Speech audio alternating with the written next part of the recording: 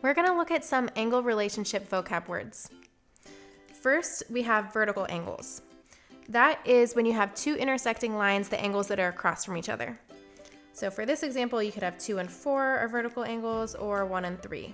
When you have two lines that are cut by another line, that line that's cutting through both of the other lines is called a transversal. And that's going to give us some other angle relationships. Corresponding angles mean it's the same side of the transversal and the same side of the other two lines. For example, 2 and 6 will be corresponding because we're looking at the right side of the transversal and above the other two lines, or 4 and 8, or 1 and 5, or 3 and 7.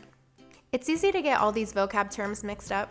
So think about the first word is talking about the relation to the transversal, and then the second word is talking about the relation to the other two lines. So same side interior, it's talking about same side of the transversal, and then interior inside the other two lines. That would be 4 and 6, or 3 and 5. Alternate interior, we're talking about alternating sides, so different sides of the transversal and inside still. That would be 3 and 6, or 4 and 5.